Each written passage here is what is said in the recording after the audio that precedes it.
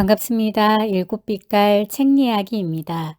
오늘은 하루하나 나로 살기 위한 감성 회복 훈련, 나에게 어울리는 삶을 살기로 했다와 함께 하겠습니다. 당신은 지금 어디를 향해 걸어가고 있나요? 그 길은 당신이 선택한 것인가요? 아니면 어쩔 수 없이 걸어가야 하는 길인가요? 이 길이 내 길이다 싶었는데 지금 보니 아닌 것 같아 당황하고 있는 건 아닌가요? 혹여 삶에 불어닥친 강풍에 꼼짝없이 제자리에 멈춰 서 있는 건 아닌가요?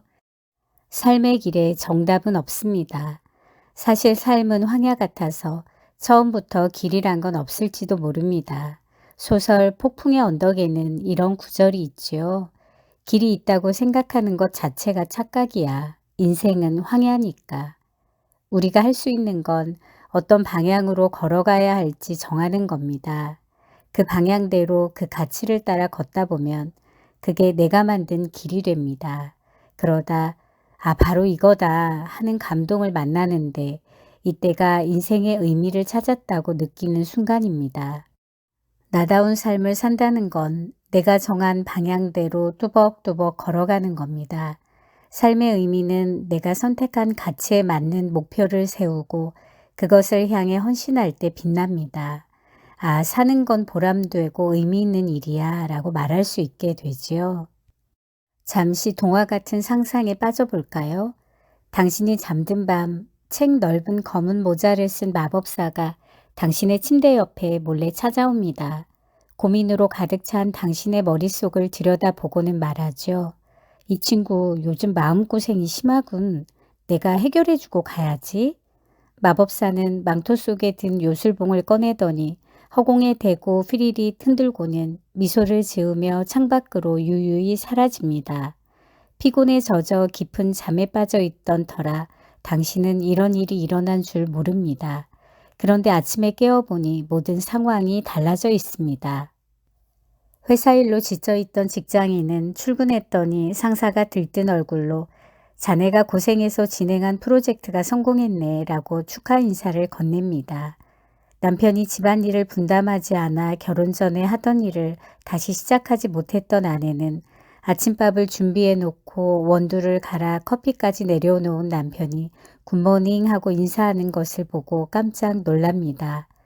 당신이 잠든 사이 그동안 고민했던 모든 일이 삶을 방해한다고 생각한 모든 상황이 해결되었습니다. 이제 당신은 어떻게 살고 싶은가요? 그 일이 해결된 뒤 나는 어떻게 달라져 있을까요? 내 마음은 어떻게 바뀌어 있을까요? 이것은 당신이 목표를 향해 가고 있을 때 어떤 모습일지를 떠올려 보도록 하는 질문입니다. 우리 뇌는 습관적으로 하던 생각만 반복하는 경향이 있습니다. 고민에서 벗어나서 새로운 관점에서 문제를 보려면 만약이라는 마법을 사용해야 합니다. 만일 무엇이라면 하고 생각해 보는 연습이 필요합니다. 문제에만 집중하면 힘이 빠집니다. 내가 원하는 것에 초점을 맞춰야 활력이 생기죠. 문제를 해결하는 데만 집중해서는 행복할 수 없습니다. 행복은 내가 스스로 선택한 가치를 향해 행동할 때 얻어지는 것이지 문제가 해결된다고 고민이 사라진다고 저절로 찾아오는 것은 아닙니다. 우리 마음속에는 어린 아이가 있습니다. 어린 시절 상처를 받은 뒤 마음 깊은 곳으로 숨어버린 아이가 있습니다. 그 아이는 과거의 상처가 연상되는 일을 겪을 때마다 불쑥 다시 나타납니다.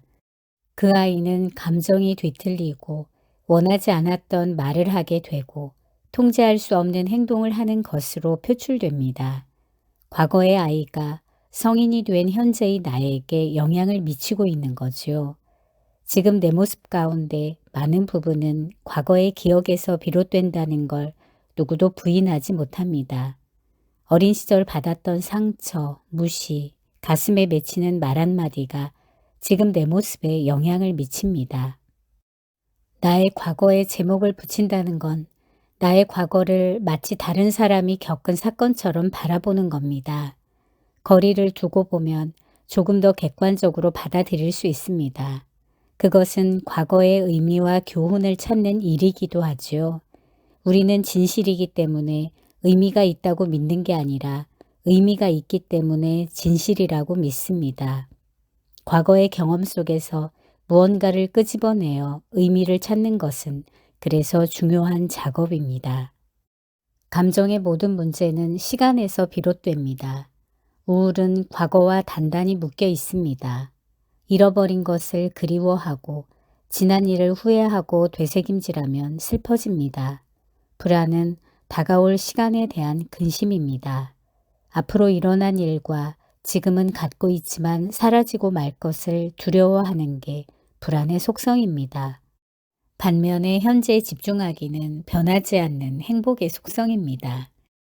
현재에 몰입하면 더 깊은 삶의 의미에 닿을 수 있습니다.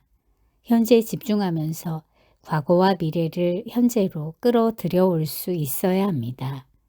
생각은 기차처럼 지나갑니다. 낙관적인 생각이 지나갈 때도 있지만 부정적인 생각이 지나가기도 합니다. 이렇게 기차처럼 지나가는 생각을 제대로 점검하지도 않은 채 그것에 이끌려 간다면 어떻게 될까요?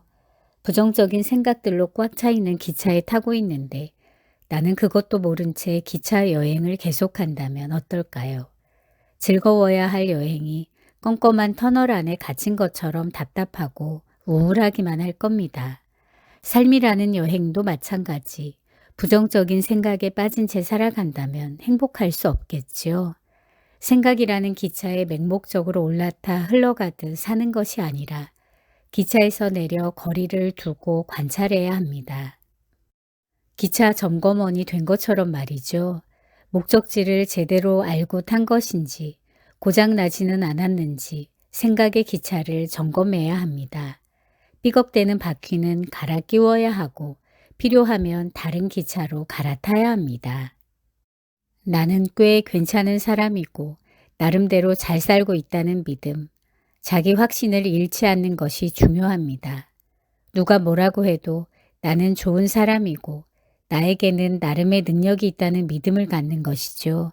이를 자기 확신이라고 합니다. 이런 믿음이 있어야 스트레스를 견딜 수 있고 자신이 하는 일에 열정을 갖고 매진할 수 있습니다. 자기 확신을 잃지 않기 위해서는 자신의 가치를 단 한 가지 영역에만 제한하지 말고 다양한 영역에서 바라보고 해석할 수 있어야 합니다. 예를 들어 회사에서 승진 시험을 못 봤더라도 나는 그래도 자식 농사는 잘 지었다라고 자기 삶의 의미를 다양한 영역에서 떠올려 보는 것이지요.